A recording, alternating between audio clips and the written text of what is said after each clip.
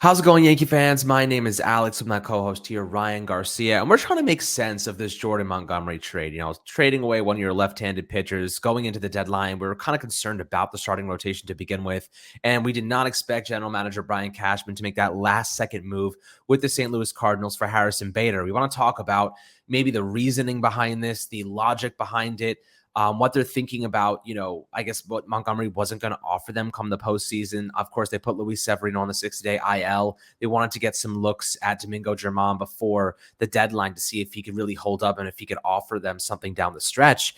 And now your sole lefty guy is Nestor Cortez. Like, how does he factor into the mix? I'm really curious to hear your opinions, Ryan. And before we do so, how you do today, my friend?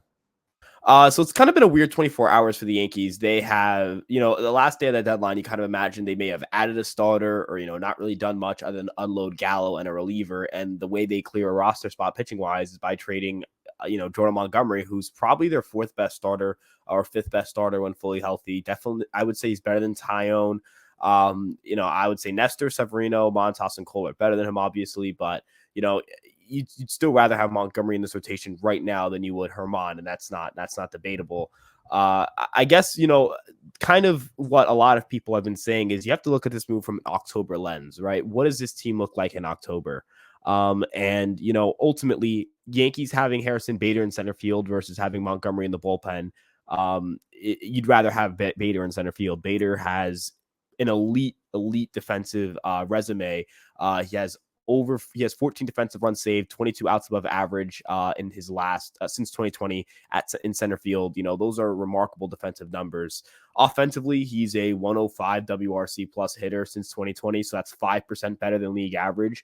The power, the average exit velocity is underwhelming, but the max exit velocity has been pretty good. Last year was in the 80th percentile in max exit velocity.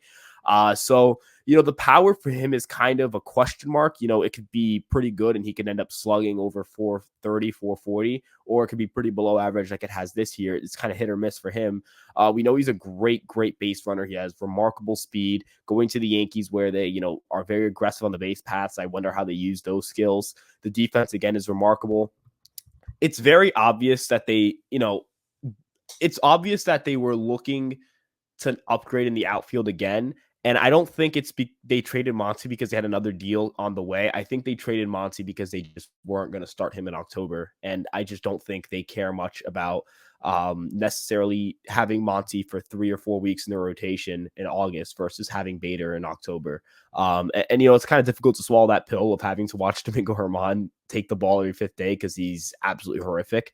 But I can understand making a move for October and sacrificing a little bit in August because that's just the position the team is in right now. They have 10 games up on the Blue Jays in the loss column with 59 games to play.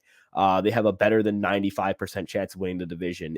You're playing probabilities, you're playing your odds. The Blue Jays would have to sweep you and then outplay you for 4 games in order to win the division or tie the division, excuse me. And at that point, they still wouldn't win it because you have the season series. So it's a move that's questionable, and Bader being hurt makes it more questionable. But if Bader does come back and he's fine, you can completely see how this move ends up helping the Yankees a lot.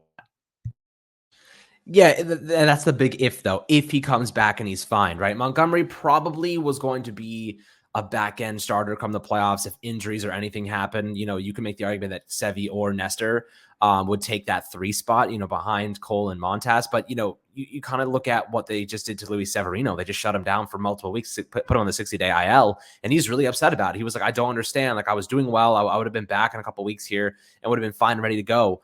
But I think that what Cashman was thinking, what management was thinking was if we put Sevy on the IL right now, it'll allow us to open up a roster spot for another guy at the deadline, and we can make sure that he's 100% healthy and ready to go come the postseason.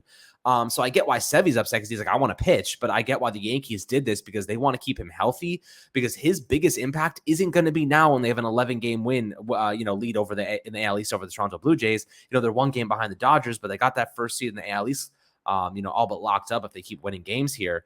So it'll be interesting to see how the Yankees kind of approach utilizing this starting rotation in the postseason, how that 3 spot really has me curious about what they're going to do. I think that right now, Nestor, if he keeps playing well, and this is what Cashman said, Nestor like wants to pitch all the time. Like he finishes the season and he'll go start racking up innings in the winter league, right? Like this is a guy that does not stop pitching year round. He wants to get better.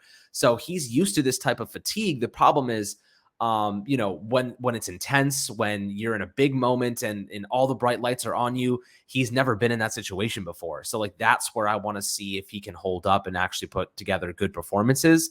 But Severino came out of the bullpen against the Red Sox last year in the wild card and looked great. He's coming off the Tommy John surgery. So I think Severino out of the bullpen could actually be sick. Him or honestly, him or Nestor in the bullpen will both be awesome. So I'd love to see what they can do there. But Harrison Bader, as you mentioned, is a elite athlete, right? He's a 60-70 graded defensive player, 60-70 graded runner when it comes to base paths and just that just an unbelievable amount of ground he can make up in the outfield.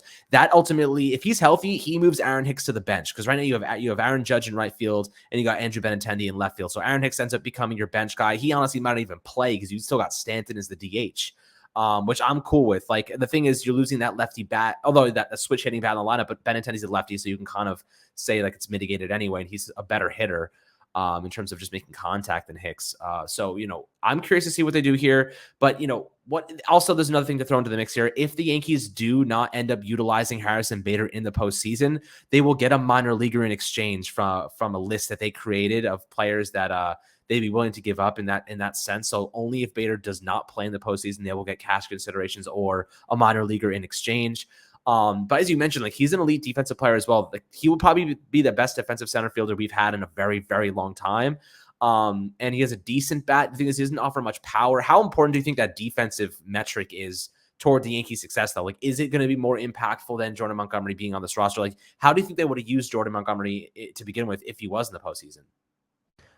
So because they're easing back Severino, I imagine he's going to come back as a starter. And knowing that he will come back as a starter, most likely, Montgomery ends up a reliever. And, there are 9 guys you think of that are probably going to end up being bullpen options: Britton, Chapman, Loizaga, Holmes, Wandy, Marinaccio, Abreu, Licky, and Trevino and Efros. I mean, that might be 10 guys I might have just listed. But you have 9 bullpen spots, right? If you want to put Monty and Tyon both in that bullpen, now you only have 7 bullpen spots. Are Tyon and Monty better relievers necessarily than what you have with Efros or Trevino or any of those guys you added, or any of the young guys, Abreu or Marinaccio? I don't know if they're better, right? I just don't. I can't really say that Montgomery's a more valuable reliever. You need to have your best roster in October. And I just don't think your best roster is leaving off like a Marinaccio for Montgomery not to be a one-inning guy. You're going to use him in bulk situations. You can't really just throw him into the 6th inning in high leverage, and have Hicks in, center field where he's not a great defender. You have Bader in center field instead, who I'm very confident, people don't understand this guy. Like, everyone wanted Ian Happ, right? Ian Happ was like a big target for the Yankees. Harrison Bader has more WAR since 2020 than Ian Happ. Like, he has been an elite player. This guy is, one of the better center fielders just in general. I'd rather have Harrison Bader out there in center field than Jordan Montgomery in the bullpen. If we didn't have a Nestor Cortez, this looks really bad, because then he has to start game 4. But you do have Severino. They're easing Severino back for this very reason, so they do have him to start. I think the Yankees are very confident that they're going to win the division. I think the Yankees are very confident that they're going to keep their guys healthy. I think they're confident in their bullpen depth to give guys, days off. They have Schmidt still in the minors. They traded a lot of their minor league pitching depth, which is a little bit concerning. They don't have Luis Gil because of injury. They don't have Sears because they traded him. Waldichuk, Wesneski, all gone. And Davey, you're not calling him up. He has been really bad in AAA. He's still figuring it out in AA. So you're a little bit on edge with pitching depth, but ultimately, as long as you have Cole, Montas, Cortez, and Severino, that's all that really matters. Yeah, it should be interesting to see how they put together the starting rotation for the postseason. And for the record, I do not trust James Santayon one single bit. He's gotten progressively worse. I wish he had an extra year of control and we could have traded him instead of Montgomery. I would have done it in a split second.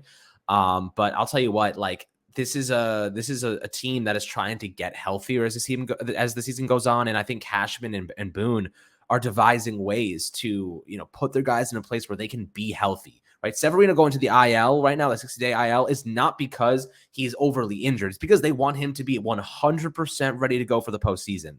And they wanted that extra roster spot. Like, that's all it means, in my opinion, because he was like, I could pitch in a couple weeks. You're like, I'm feeling really good. He was throwing, he was doing some stuff. And ultimately, I think they made that decision because he's going to play a big part in the postseason, more so than Montgomery or Tyone. And they need him to be ready for that. So, and he also has experience in those big moments. So I think that also stands out as well. But, this is more about the postseason than anything. The Montgomery trade, it sucks because he's a guy that came up through the Yankees system. He was really hurt by it. Tyone, that was one of his good friends. So definitely hurt. And you could kind of see it. Tyone did not look inspired out there yesterday. He looked like he did not want to pitch at all. In fact, he was just hanging balls over the middle of the plate. So I think that kind of impacted him a little bit emotionally. But ultimately, these guys got to power through. This is a World Series caliber team. We saw a little bit of power from Josh Donaldson yesterday. Hopefully he gets hot here, and hopefully they call it Peraza. I'd love to see Peraza. IKF had a nice defensive play, but ultimately struck out on an awful strikeout in the 8th inning. Actually might have been the 9th inning to get that one of those out. So, he really just cannot. He makes contact, but how good is the contact? That's kind of the discussion you have to have. And then defensively, he's a little underwhelming. So I'm curious to see if they look to bring in Peraza and maybe compete with him at shortstop and stuff like that. What are your thoughts on that? Just kind of to touch up, I'll keep this brief here, but if the Yankees are so focused on October with Bader, I think that's a good process. What would be a terrible process would be to go all in for October, that you trade, one of your valued left-handed pitchers who was very, very well respected and well liked in that clubhouse, and not put your best foot forward at shortstop. The Astros they went out and acquired Trey Mancini to most likely play first base and sit down Yuli Gurriel, who is a very, very, very integral part of that team over the last few years because he's been struggling. To give IKF that level of job security when he was a stopgap brought in because you trusted your kids in Peraza, Cabrera, Volpe to take over the franchise, the keys at shortstop franchise long term. This is why he didn't get Correa. This is why he didn't get Seager, because of those guys. So, if you don't want to call them up, the stopgap, the hedging your bets on these young kids, it was an abject failure.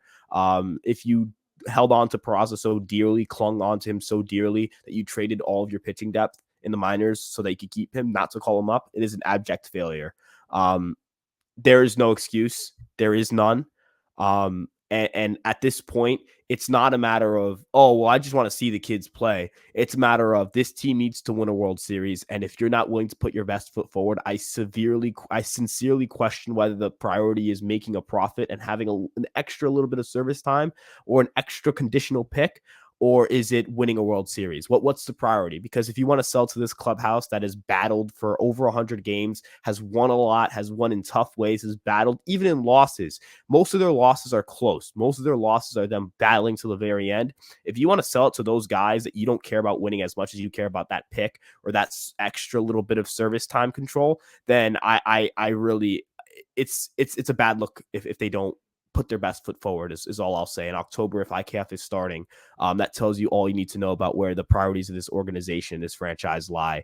But he has to be up. Like one of Peraza, one of Cabrera. You're gonna keep Volpe rotting in AAA, AA, and not give him the call to AAA and let him waste his time there. You're wasting everyone's time right now. We're trying to win a World Series. Harrison Bader is brought here to win a World Series. We're here to win a World Series. We're not here to manipulate service time. I absolutely love getting you riled up about Oswald Peraza. You always have some great takes and some funny things to say, but I'll tell you what, I think you're right. You know what I mean? Like what is the harm in giving Peraza an opportunity to compete? He's been absolutely crushing in the minor league system right now. When you're hitting that well in AAA and you're just, clearly a level above them, and IKF is playing below average according to a couple statistics, including WRC plus. If we're looking at, I guess if we look at Peraza's splits this year, we'll take a look at his month by month. In August so far, I mean, it's only been one game in 3, but last month that's a bigger sample size of 19 games and 80 at bats. He hit 300, 37% on base rate, 5 homers and 15 RBIs and 9 stolen bases, coming off another elite June, hitting 303 with a 78% on base rate. 9 RBIs and 4 homers. The guy has just been crushing, man. Like he is seeing the ball incredibly well. He's hitting for power. He's a great defender. Like Peraza, you can make the argument like would be, if not equal to IKF immediately, if not better. And he'll offer some power too. The guy can hit home runs. He's got a better launch angle. He's got power underneath of him. So I really wonder to see if the Yankees go on a little winning streak here. If they're like, you know what, go on a winning streak. Let's bring up Peraza and see what he can do against a lesser opponent. Maybe like, I don't know, maybe if they play the A's again or Baltimore, Baltimore's actually above 500 or close to it at this point. So they're actually not that bad. But lesser teams, see what he's got. Like it can't hurt, because if he ends up playing really well, ends up seeing the ball and having a good couple weeks, you got yourself a young stud who can hold down shortstop for the foreseeable future. Like that's the sample size you want to see. But, it seems like the management inside the Yankees organization believes IKF a lot more. They like his range. They like his athleticism, his base running, his ability to make contact. But if you're looking at it pure, like the thing is, they're such an analytical team. It's weird how like they pick and choose which analytics to kind of look at. And like, you have to kind of be committed to it, because the analytics do not say IKF is that good. But like, it seems like they're using their gut a little bit more with IKF than anything, or just like kind of seeing his range. So it's interesting.